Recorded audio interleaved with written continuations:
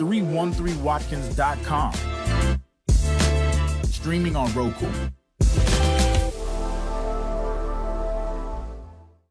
If you enjoyed the music, the talk, and the vibe right here on WHPR, we need your support. Help us keep independent radio alive by sending a Cash App donation of whatever you can to $WHPR TV Radio. Every dollar makes a difference. That's $WHPR TV Radio. Support the station that supports you. All right, y'all, welcome to another show, A Real Talk with Tula Cabone and Brother Pastor Frank Jackson. As you know, we always say, if you hear the sound of our voice, that means God has blessed you to see another day. Prayers, God blessings come down. Let's say amen. Amen.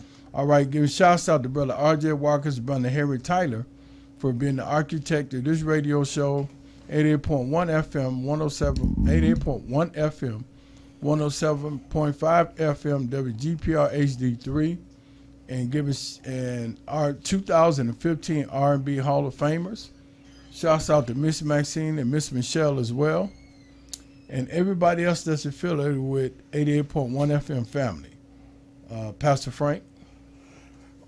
Good morning, everybody. Good morning. Good afternoon. You know, I work midnights, Tula, so I'm just now getting up. But come on. I am excited to be here. Excited. I want you everybody to know, Tula didn't send me the subject in advance, so he's trying to catch me off guard. Oh, man, he don't do that.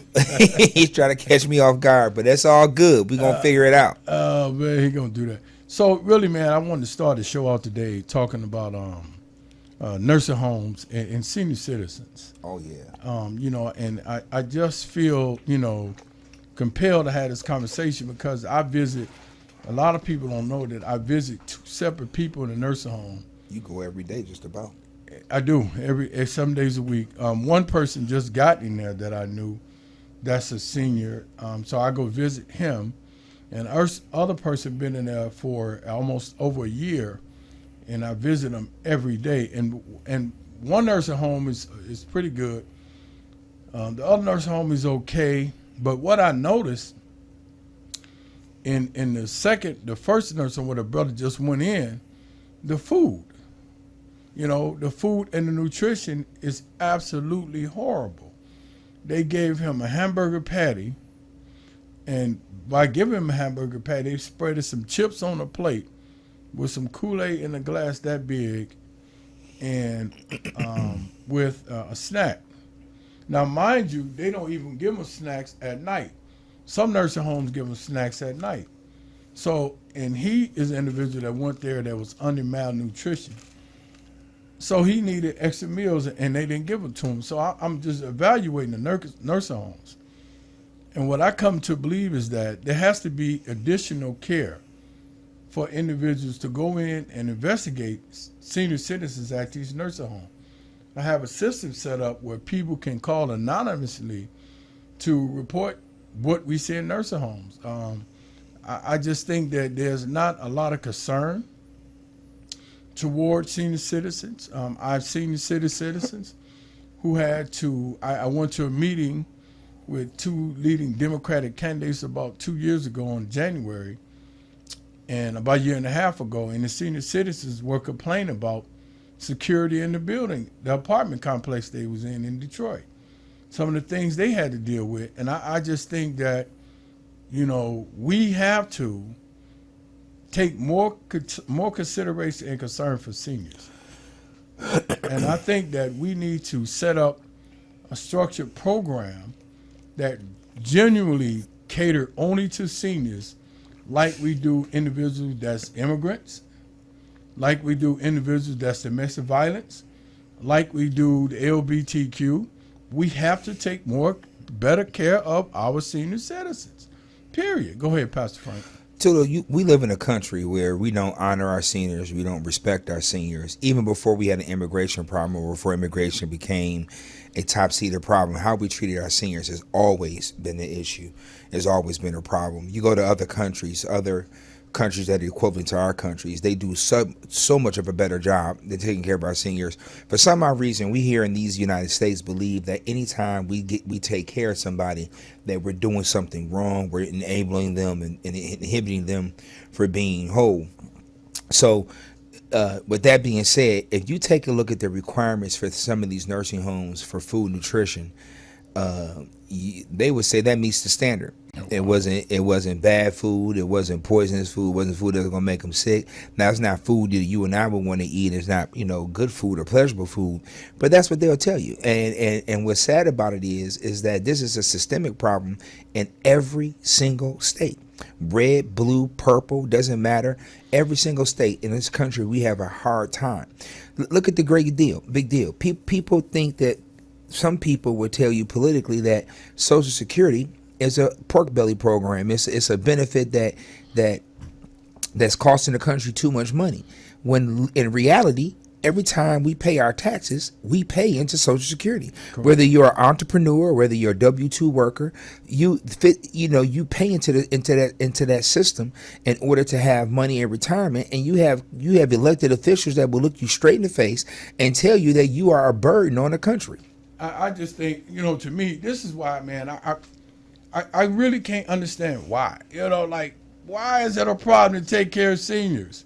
We should have a system where when senior citizens need to get around, there's no reason in the world we shouldn't have a system of free Lyft, free Ubers where they can travel, where if they needed medication, they should be able to count on the system of America to do that. And this is why I have issues sometimes with people that want to take our tax dollars and not invest in the individuals over here and send our money overseas. I have a problem with that. I have a problem with that, particularly when I'm seeing senior citizens, Pastor Frank, neglect it. And they tell you, oh, I don't want to be a burden. You're not a burden. What you saying?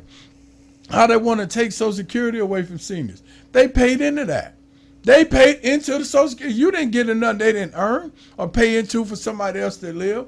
I think the Medicaid system need to be a lot better. I just think that, let's talk about nursing homes. Whenever you mention nursing homes to somebody, that do you want your mom or dad or uncle or something? Oh, I don't want them to go to nursing home. Why? Because we know how it is. Right. The care of the individuals in the nursing home in many cases is abusive. Why? So if we know this, why aren't we targeting those areas that have stricter penalties or have a system set up where people can report it anonymously and you can do surprise inspections?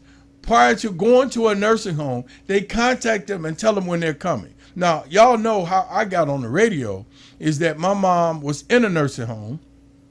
While she was there, she was sexually assaulted while she was in the nursing home. And she stayed anyway to do her rehab while allegedly an investigation was going on. And a staff member gave her COVID-19, which somehow contributed to her death. So I'm watching all this in real time. And we used to go up there every day, and she was dealing with issues. One lady gave her insulin that dropped her sugar down too low to 49. Dangerously low. Right? She almost died. So, and we was going every day. So I am definitely campaigning for a politician, and I'm saying this unequivocally, a politician who takes serious the abuse and the concerns for senior citizens. Because one thing is true: as long as we stay old, long as we live, we're gonna get old. We definitely gonna get old. So we need more of care and concern for seniors as opposed to some of the issues that we are focused on. So I needed to say this today, and I'm gonna say this, and I'm gonna say this with my chest out. The only person, and I'm gonna say this with my chest out, the only person who I know that's running for Congress in the 13th congressional district who's shown their wherewithal to care about senior citizens, regardless of what your policies may hang out to be, is Mary Waters. I'm going to say that. And she has, and she continued to fight for senior citizens. In fact, let me put my glasses on. She got something called a senior, let me be clear, because she had this every year.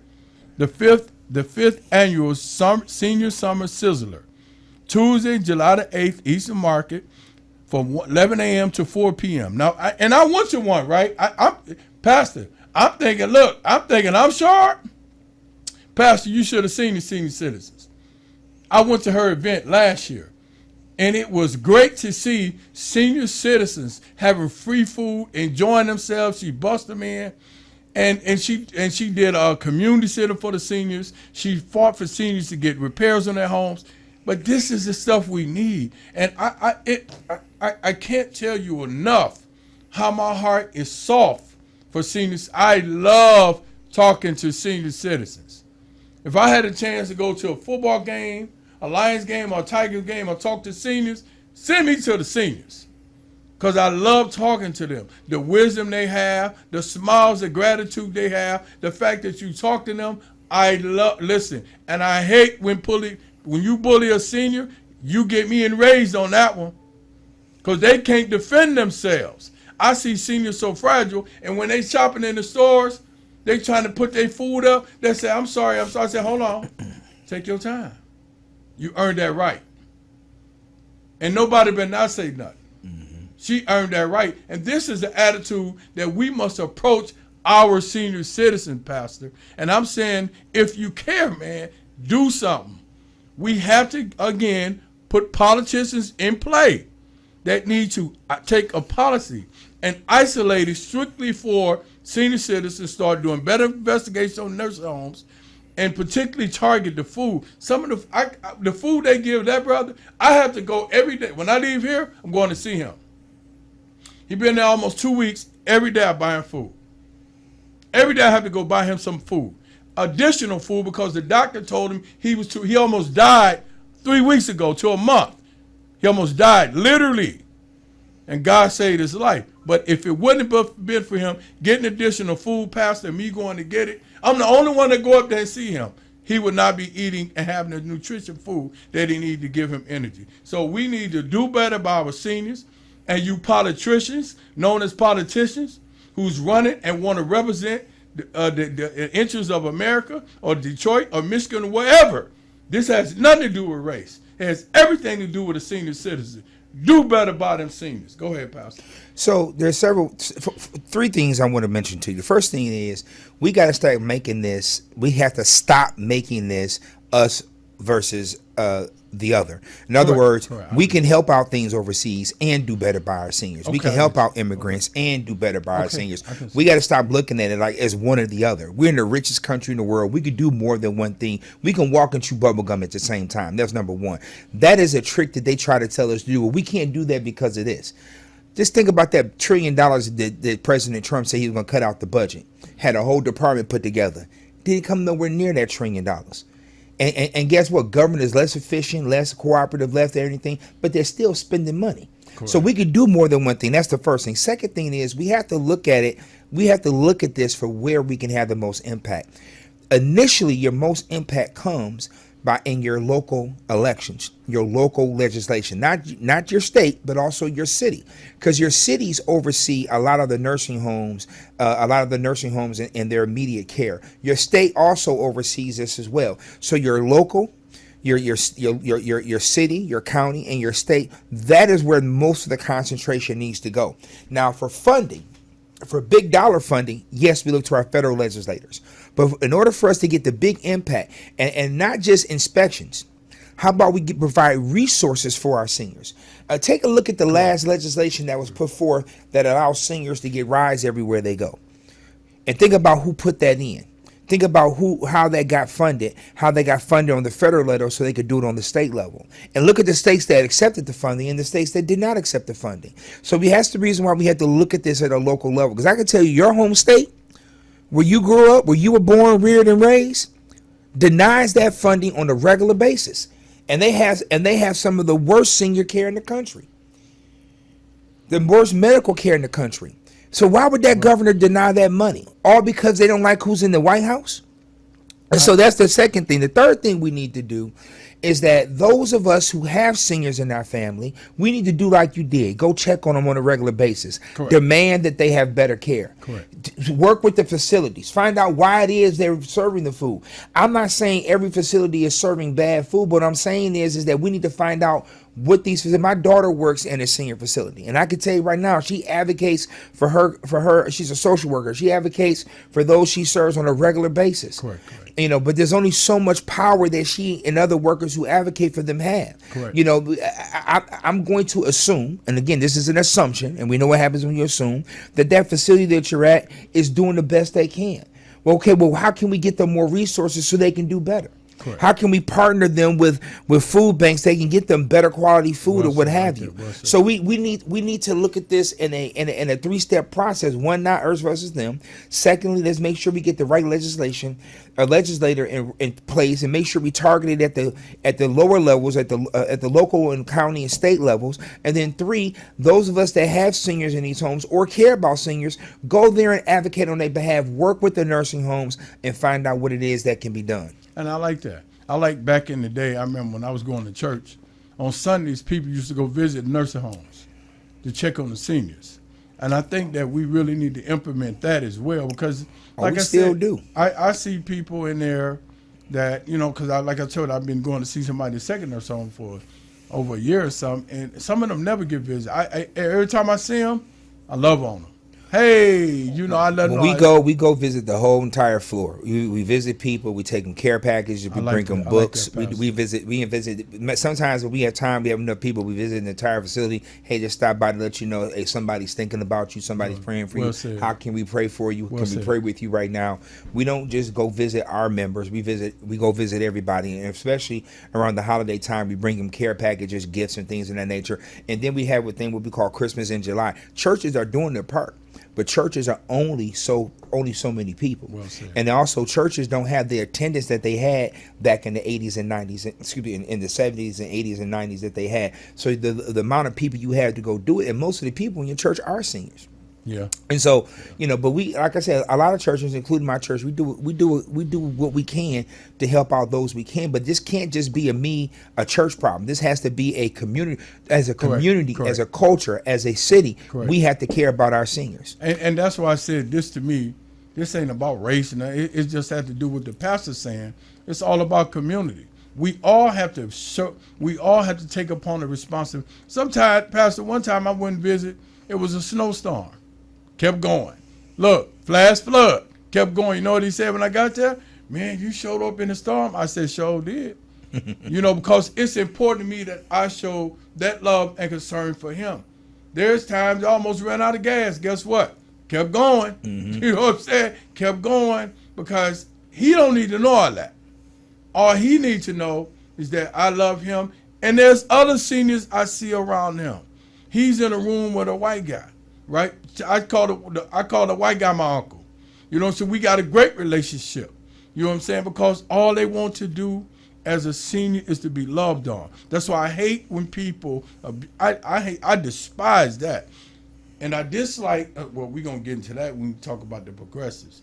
There you go again. You just can't learn your lesson. That's okay. Right. That's all right. I don't mind giving an education, Brother Tula. I dislike when people want to push seniors out of position of power. Now, if they're too old, I can rock with that. But the wisdom, like I said, they have is possessive. But before we go to the next subject, let me read this again, what Mayor Waters is having. And I want, if you're a senior, please go here, and they will bus you there. The 5th Annual Senior Summer Sizzler, Tuesday, which is next Tuesday, Eastern Market at Shed 3 and 4 between 11 a.m. and 4 p.m. July 27th? July 28th, I'm sorry. July 28th. Okay. July 28th. And I assure you, and you can call this number. Let me try to blow it up, y'all. Oh, I'm sorry. I had to give it to y'all. I had to give it to y'all when I could see it. 313-628-2363. And that's 313-628-2363. And call her, and if you need a ride, they got buses that pick people up. But, we love you, seniors. We want you to know we love on you. Without y'all, there wouldn't be no me or Pastor Frank or anybody else. We love y'all. And anytime, you want to call in my show, feel free to, but I want y'all to know, to my seniors, we love you, and you're not a burden, and may God be with you. All right, so I just want to put that out there today, man. We got to do better. All right, let's go to Mr. Taylor. First video. What's the video? 60 years. Yeah, let's go there. I want y'all to pay attention. It's about to get hot. Because we finna talk about them progressives. We finna have a real conversation, Pastor. And we finna... and it's about Michigan and the progressives. All right, y'all, we're going to go to the first video. We turn now to look back at an historic protest in Birmingham, Alabama, 60 years ago today. Beginning May 2nd, 1963, thousands of children began a week-long series of protests against segregation in Birmingham. The campaign became known as the Children's Crusade. When the children took to the streets, the local head of the police, Bull Connor, used high-pressure fire hoses and dogs to attack the children, many of whom were arrested. Images of the police violence was broadcast around the world. One photograph captured the moment when a white police officer allowed a large German Shepherd dog to attack a young black boy. The Children's Crusade began at the 16th Street Baptist Church. 4 months after the protests began, the Ku Klux Klan bombed the church, killing 4 little girls: Addie Mae Collins, Carol Robertson, Cynthia Wesley, and Denise McNair. In a moment, we'll be joined by 2 guests to talk about the Children's Crusade in Birmingham. But first, let's turn to the scholar and activist Angela Davis, who grew up in Birmingham. This is Angela speaking in 2013. And how many of us remember that it was young children, 11, 12, 13, 14 years old, some as young as 9 or 10, who faced police dogs and faced high-power water hoses and went to jail for our sake. And so there is deep symbolism in the fact that these 4 young girls' lives were consumed by that bombing. It was children who were urging us to imagine a future that would be a future of equality and justice. That was Angela Davis in 2013. We're joined now by 2 guests. Paul Kix, writer and author of the new book, You Have to Be Prepared to Die Before You Can Begin to Live. 10 weeks in Birmingham that changed America. He's joining us from his home in Connecticut. And in Birmingham, longtime civil rights activist Janice Kelsey is with us. She joined the Children's Crusade as a 16-year-old in 1963. She wrote about her experience in her own book, I Woke Up With My Mind on Freedom. We welcome you both to Democracy Now! Janice Kelsey, let's begin with you. It was 60 years ago today. I'm sure for you it doesn't seem that long ago. Talk about what happened. I remember 60 years ago today, I woke up with my mind on freedom. I had attended student nonviolent workshops, and I was prepared. All right, so we see now, this is just the first video, that in order for us to get the rights that we had, the children had to really start out the march. The voting right march in Alabama, or the rights that we got, I'm sorry, the boys' boycott, really did not move forth until the children came out to participate in it. And what it was, I did some research on it. Martin Luther King was at a standstill.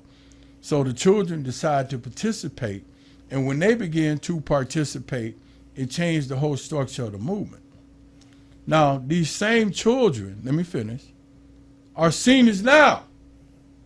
Some of them are still alive. Some of them became politicians. Some of them was like Angela Davis.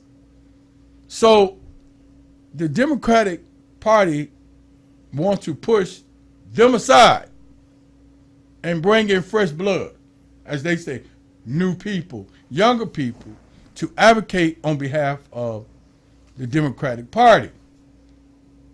And I'm like, how dare they? But let's go to the next video first. Pastor, would you want to comment? You want to go to the next video? No, I want to see the evidence and then want to push them to the side. Okay, I got you. I'm going to tell you what a guy named William Lawrence said from Mason, Michigan. But let's go to the next video. This is another video that has to do with voting, because I want to make my case. In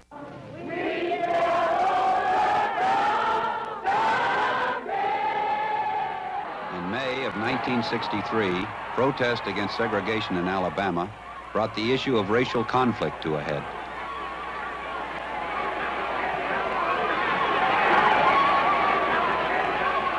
Fires of frustration and discord are burning in every city, north and south.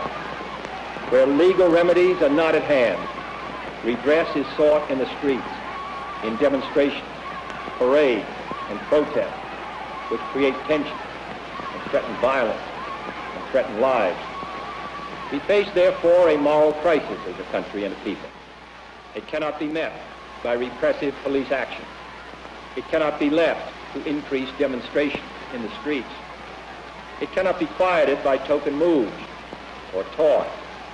It is a time to act in the Congress, in your state and local legislative body, and above all, in all of our daily lives. It is not enough to pin the blame on others, to say this is a problem of one section of the country or another, or to deplore the facts that we face. A great change is at hand, and our task, our obligation, is to make that revolution, that change, peaceful and constructive for all. Those who do nothing are inviting shame as well as violence. Those who act boldly are recognizing right as well as reality. This is one country.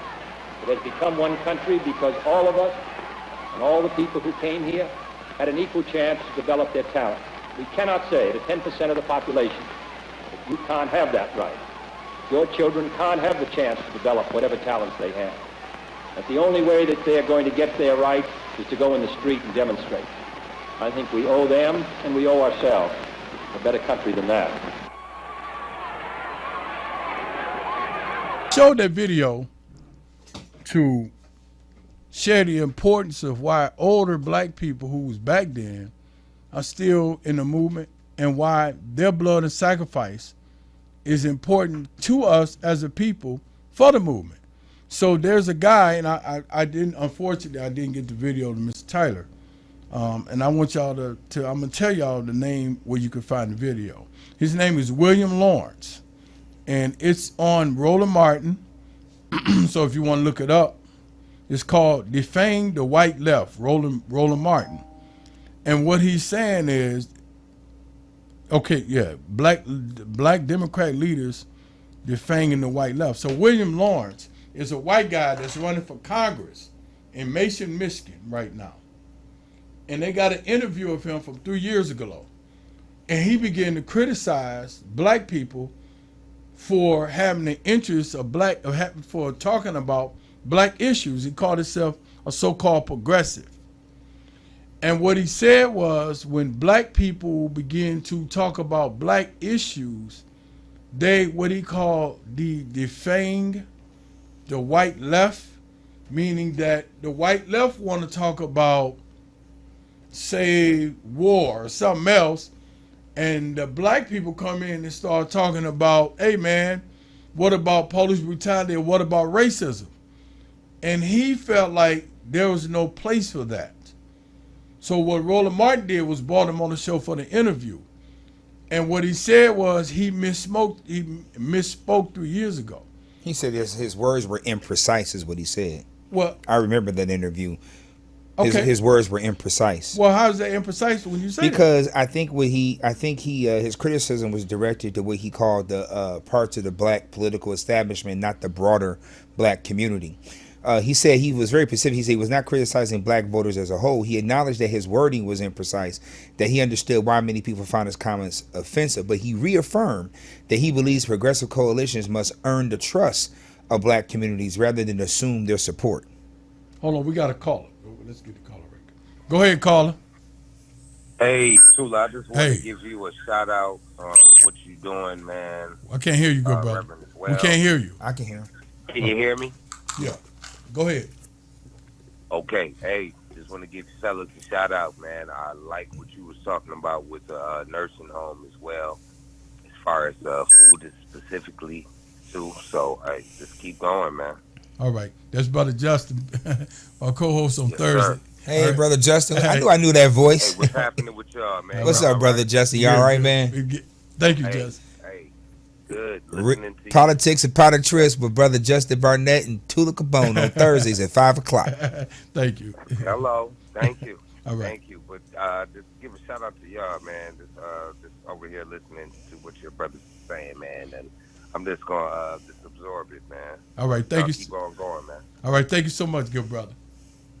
All right, y'all. Thank you, brother Justin. Goodbye. So, listen. Those comments, and Roland Martin have said it. And matter of fact, Michael Imhotep was on the same show. You know, I had him on here before. And Michael Imhotep asked him, well, why are you focused on that, just the Middle East? And I'm paraphrasing. Why aren't you talking about the genocide that's going on in Africa? Right? He said, well, yeah, we need to pay more attention to that.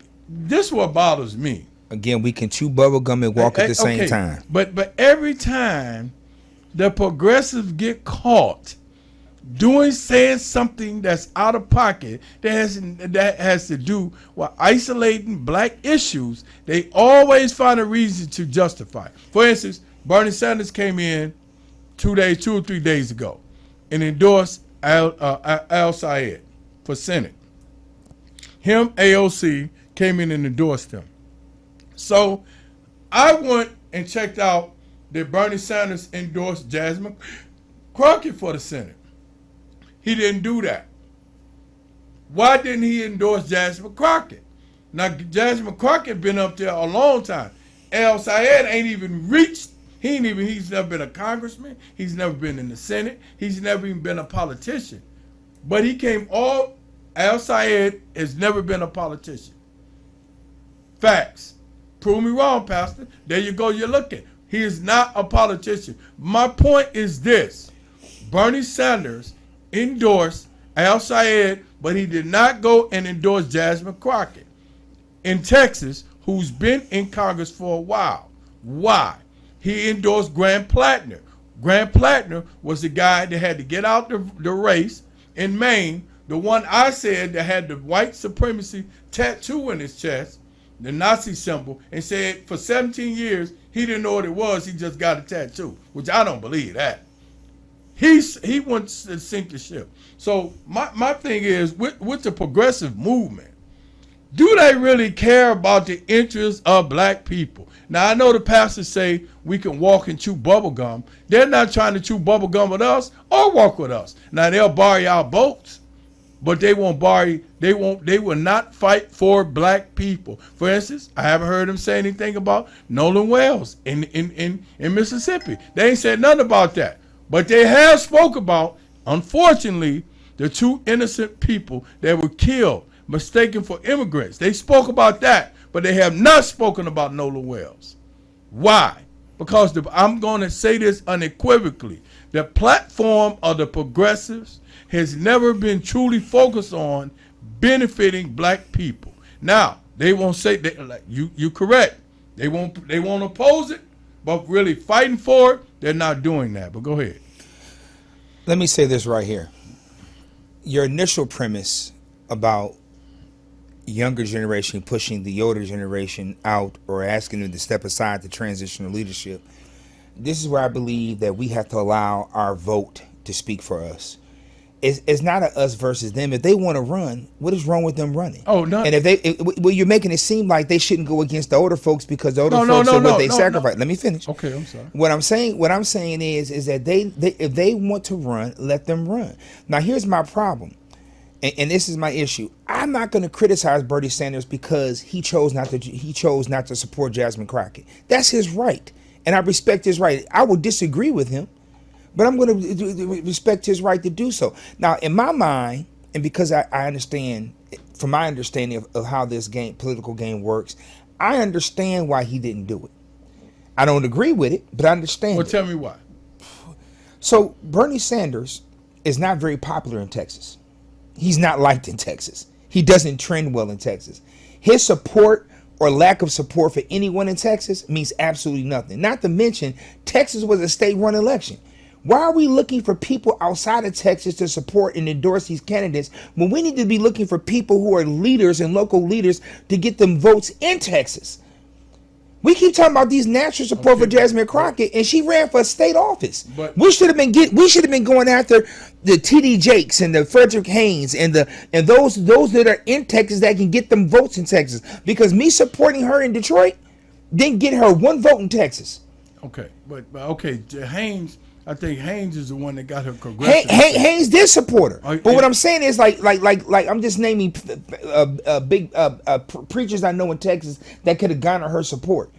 And what I'm saying is it's a state run. It's a state. I don't know what he voted, if he supported her or not. What I'm saying is she ran for a state office, and you keep crying keep crying about national support. No. She ran for the United States Senate. And who votes in this? Who votes for her as senator? Hold on. Hold on. That's not a nationwide election. That's a state of Texas election. I agree with you, but so you want Bernie Sanders, who lives on the East Coast, to support her down in the southeastern western part of the country? That makes no sense to me. Okay. We should have been advocating and going after people locally who did not support her, because that's what could have got her elected. Okay. Bernie Sanders supporting her would have done nothing for her, Tula. Okay. That is nothing but feel good politics, and feel good politics doesn't get us reparations. Feel good politics does not get us the Voters' Right Act re-put in. Feel good politics does not reinstitute the Civil Rights Act, what they've done to it. It doesn't work. But getting local people elected in local elections, that's what gets those things changed. So you keep crying about Bernie Sanders. I'm tired of hearing about Bernie Sanders in Texas. Okay, got you. And in Michigan. So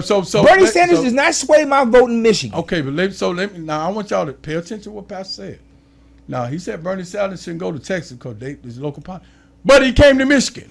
And I said he don't sway my election in Michigan. Let me finish. How I voted in Michigan? I already voted absentee. I got you. Bernie Sanders had no impact on my vote.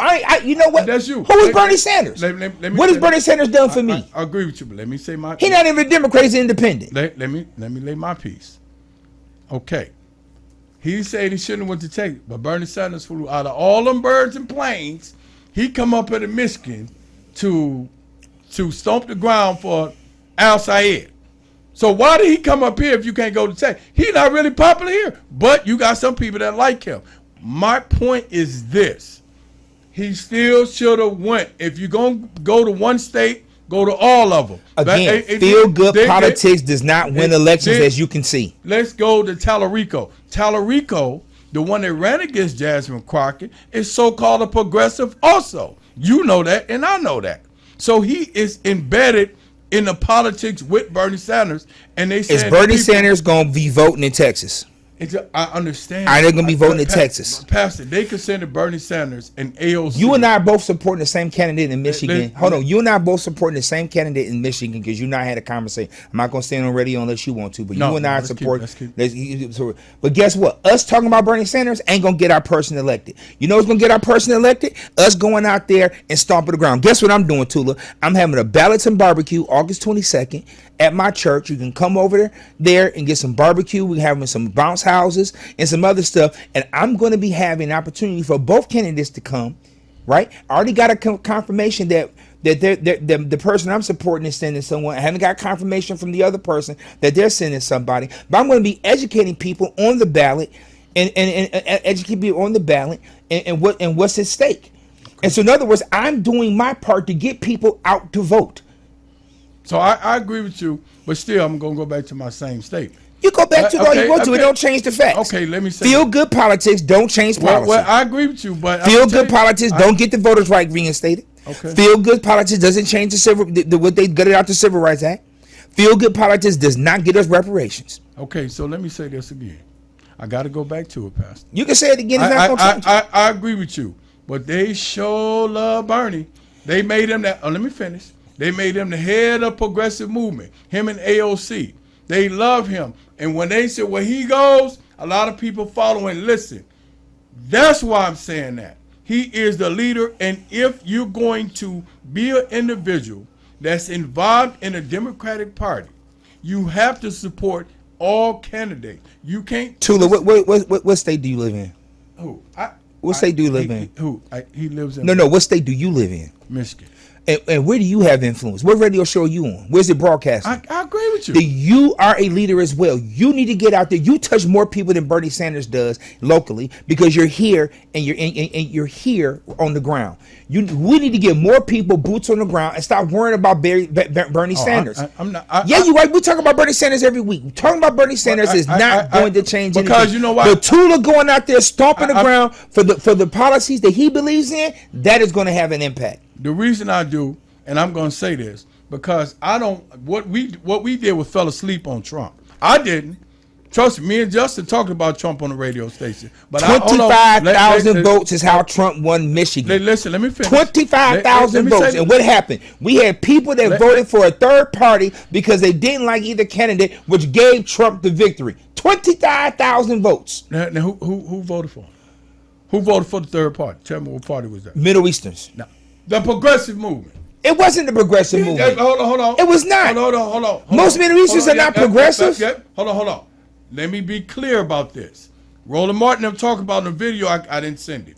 Clearly what happened, the Progressive Movement, since Barney didn't get elected, and Roland Martin said this on the video, for those who I gave the video to. Since Barney didn't get elected? Since Bernie Sanders, who was running, Bernie Sanders, when people got mad at him not being a candidate, they went and voted for who? He wasn't even on the ballot. Listen, I'm just telling you what he said. They don't make it right. Listen, he said it to the guy that's supposed to be William Lawrence. I'm telling you that when it came to Kamala Harris losing by 25,000 votes, the Progressive Movement revolted against her. What percentage of Detroit voted to her? Let me 49%. Okay, so you think we had another 5%, we could have made that 25,000? Let me finish. The Progressive Movement revolted against her because they was mad at Israel getting money from AIPAC. They did that, and they revolted against Kamala Harris. And it was Denbo and Hamtramck. They voted, a majority of them voted uncommitted for Jill Stein, and they voted for Donald Trump. That's a fact, what I'm saying. Matter of fact, Trump was campaigning in Dearborn. I know he was. Okay, so no, that was part of the Progressive movement strategy. That's why they endorse candidates. They say they don't take AIPAC. They hate AIPAC. I got you. When it came to Kamala Harris, they did not want to vote for her, and I stand on all 10 on this because she is a black woman. Period. That's it. All that other stuff they mixing with all that, that's a bunch of jive. They didn't want to vote for a black woman. Period. And the Progressive Movement was a part of that destruction. Everybody knows that any political analyst, they say that the Progressive Movement is a grenade to the Democratic Party. That's why they told them, if you want to be a Democratic Socialist, go start your own movement. Go start a Democratic Socialist movement. Don't use the Democratic Party to be your footstool to start what you want to do and disrupt what our structure is. I agree with that, Pastor. And we cannot keep overlooking the fact when they have Bernie Sanders or AOC them going out here disrupting or criticizing black leadership slyly or on these code languages. We need to change leadership. We need to fight. What about the black people that sacrificed that I just showed on the videos? That was us who did that. They didn't do that. They don't care about us like that. When I see black men standing on the side of the road right here, ask them how many of them progressives came and asked them, do they want a sandwich? How many from the Republican Party asked them they wanted to have a sandwich? Has anyone asked them if they wanted a sandwich? I'm sure. I'm talking about the Democratic Party. You have this thing about the Progressive Movement, and I keep trying. You can stand on all 10. It does not make your position more right. Well, I think. Here's the thing. Do you think the other side is going to give them a sandwich? Absolutely not. We know that. Hold on. Let me ask you this question here. The issue to me is not progressive, pragmatic, moderate Democrat, mainstream Democrat, or what have you. What is it? The problem is that we do not vote. That's one of the problems. That is the problem. Well, because listen. Trump won Michigan by 25,000 votes. Why? Why? Because we didn't vote. Because we didn't vote. That's one reason. That is the reason. That is the reason. There was no other reason outside of the vote. Yes, it was. It boils down to vote. The other reason was you had. Let me go back to my original statement. People in Hamtramck didn't vote for Kamala Harris. The people in Dearborn didn't vote for Kamala Harris. The progressive movement voted against Kamala Harris. I think it was over 100,000 people that voted for uncommitted. They was uncommitted, voted for Jill Stein, and voted for Trump. 100,000. You said she lost by 25,000 votes. I get you that we didn't vote in large numbers, but we can't just blame ourselves for that. We got to deal with those who call themselves attached to the Democratic Party, who were voted against Kamala Harris because you was mad about something Joe Biden was doing with his. But to me, that's a smokescreen. They ain't why they did that. They did that because she was a black woman. Just like they would vote against Jasmine Crockett because she's a black woman. They don't want black women in seats of leadership. The state of Texas voted against Jasmine Crockett. She's a black. The state of racism is universal. Again, we got to get Texas out the vote. We got to get a caller. All right, go ahead. Let's go. Let's get it. Go ahead, caller. Oh. Good afternoon. Go ahead, caller. I enjoy your show. What does your T-shirt say? And thank you for taking my call. Oh, yes, ma'am. I'll stand up so you can see it. It's Detroit versus poverty. Yes, ma'am. Thank you for calling. She liked my T-shirt. Yeah, we all like your T-shirts, Tula. It's just that not all of us can have one. However, hold on, he got what? Hold on, show him your shirt. This is my church. My church shirt says "Push, pray until something happens." But Tula, we all like your T-shirt. You just the only one that can wear them. Man, it's not. I knew that was coming. Again, Tula, Listen, I'm not disputing that progressives voted uncommitted, or they voted for a third party. I'm not disagreeing with that. Hold on, we got a call. Go ahead, caller. Caller. Hi, how are you? Go ahead. My name is Andrea Johnson, and I really love this program. Oh, thank you.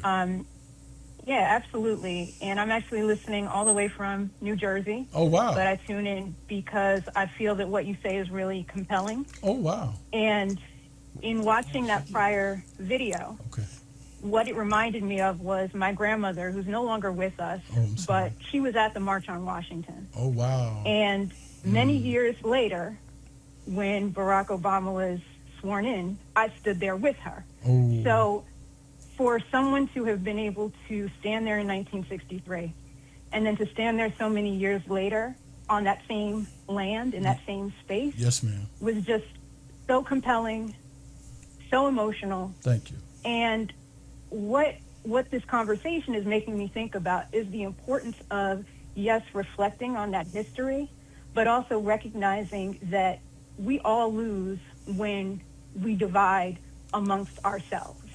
That we can have a diversity of opinions or political affiliations even, but when we do more addition and multiplication and less subtraction and less division, that's how we move the ball forward. Okay. So I just wanted to share that because as I listened and as I watched, it just made me think so much about her and what she would think in 2026 about our political discourse. Well, let me ask you a question. Oh, go ahead. I'm sorry. No, go ahead. Sure. No, go ahead. No, I'm done. Please. How are you watching us? How? What was it? Online. Oh. I had the link to 313 Watkins Live. Okay, so I'm thank able you to so play much. It online. And yeah, absolutely. I want to say, obviously you are a great granddaughter, still carrying the legacy of your grandma. And I do a lot of history in both shows that I'm involved with, and people know that about me because I feel history is those who study it, and also we bring alive those ancestors of ours who sacrificed their blood, sweat, and tears so I can be on and have this type of conversation. And I just feel like we cannot walk away from that. We just can't ignore that. So it's important to keep talking. Yes, for ma'am. Sure. Yes, ma'am. And so thank you so much for calling. And again, your grandma raised a great daughter. I'm confident she's proud of you. And thank you for really chiming in. I thank you so much. Absolutely. Absolutely. Thank you. Yes, bye now. That was amazing. Okay. So I'm gonna say, now he owed us smile. Let me go ahead. Because we should not be dividing each other. Hold on. Don't mess it up. I'm finna make. Don't mess it up now. I'm having a come to Jesus moment. Don't mess me up. Okay. So with that call, it made me do some reflection. Okay. Maybe I'm being a little antagonistic towards the progressive movement. Maybe I'm protecting my boundaries as far as black culture. But if we are going to partner with the progressive movement, I think the progressive movement can't be so aggressive towards us putting our issues forth along with their concerns too, because it goes back. I gotta say this. It goes back to what the pastor said. We can walk and chew bubble gum at the same time. Hold their foot to the fire. Get them elected and hold their foot to the fire. If they're not putting forth the legislations we want, let them know the next time they're not getting the vote. Our vote is their policy term, their term limit. Our vote is, and I'm telling you, whether either Senate candidate gets in, we should be holding their foot to the fire to put forth policies that we want, just like we should with our local elections and our county elections and our state elections. I think that's really the problem, Pastor, to be honest with you. I think that African Americans, we really don't hold our leadership now accountable. That we don't do, brother. You know what I'm saying? That so we don't do. I do. I really try. I really do try. But we got to do it in large groups. I think one squeaky wheel can make a change. You know what I'm saying? And I think that we vote and we just sit back and watch the house be destroyed, as far as them not committing themselves to fight for us, and we accept it.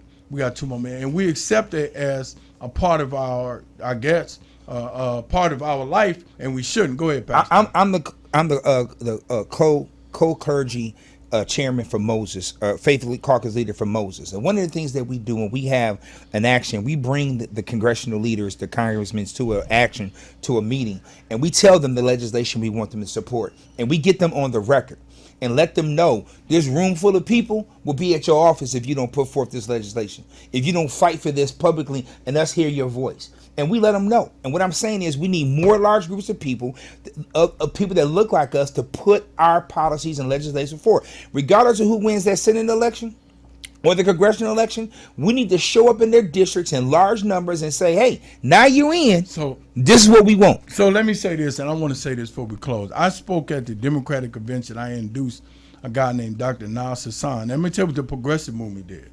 And this is, I guess I may have somewhat of an emotional hang-up about. When I was talking and I wasn't finished, they booed me and got me on stage. The progressives did that. But when Al Sayed spoke, they cheered him on. When Haiti Stevens, they booed her. So what I'm saying, it has to be some decorum there. You can't just boo people because they're not affiliated with the progressive movement. And I feel like there's no discipline there as far as them telling them, hey, you can't do that. Let everybody have their opportunity. And I wasn't really saying that. I was giving a historical connection to me being invited by Bangladesh to introduce him at the Democratic Convention. And they just boo. I don't support none of that. So that my issue is we need genuine black people to go in there and have a conversation with the progressive movement. Hey man, listen, you want our support? Because black people, without us, the Democrats could never win anything. Well, not just us. Let's narrow it down. Who is the number one voting bloc in the progressive movement and the Democratic movement? Period. Black people. Black women. Black women. 92%. Black women. If you want to get their attention, get you a group of black women together, and they'll sit there and say, "Oh, that's a big bone block right there." Well, black men too now. I'm not saying you shouldn't. I'm just saying if you want to get their initial attention. Well, why don't we come together? 79% of the black men voted for Kamala Harris, and 92% of the black women voted for Kamala Harris. So you eliminate black people, and we took our marbles and went home. Nobody would really be elected for the Democratic Party. Well, listen, y'all, that's the end of the show. Great show today. Pastor had me come to, y'all hear me, somebody from New Jersey. Well, thank you for calling New Jersey. You contribute to the Come to Jesus moment. I appreciate that. I appreciate that in a great way. I always like interacting with callers because they can somehow be the referee between me and the pastor, which is good. But thank you so much for listening today. We got a show Thursday, Politics and Politics You Decide, at 5 o'clock with Brother Tula Gabon and Brother Justin Barnett. And Pastor, go ahead. You got something you want to say, good brother, before we close out? Yes.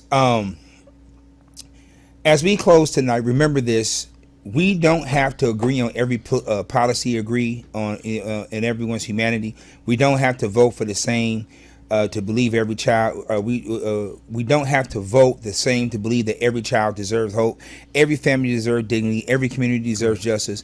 When we spend time listening, doing more listening than labeling, or building than breaking, we discovered that what brings us together is greater than what divides us. So my prayer is that we leave this conversation not angry, but wiser, Correct. Not fearful, but more faithful, not looking for enemies, but looking for neighbors. As the prophet Micah reminds us, what does the Lord require of you but to do justice, love mercy, and walk humbly with your God? If we can do those three things, we'll be moving our communities and our country in the right direction. Until next time, be a blessing to someone, stand for what's right, extend grace where you can, never lose hope, and God bless you.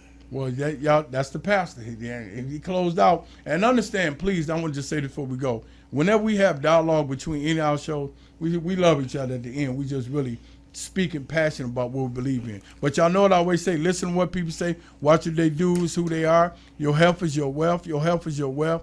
Love your Uncle Billy, love your Auntie Rosie. Adopt a senior citizen. And catch our show Thursday at 5 o'clock. Politics and Politics You Decide with Tula Gabon and Brother Justin Barnett. And stay woke, stay woke, stay woke. Power to the people. Power to the people. Power to the people. Stay woke. Before I had this conversation with Pastor. If you enjoy the music, the talk, and the vibe right here on WHPR, we need your support. Help us keep independent radio alive by sending a Cash App donation of whatever you can to $WHPR TV Radio. Every dollar makes a difference. That's $WHPR TV Radio. Support the station that supports you.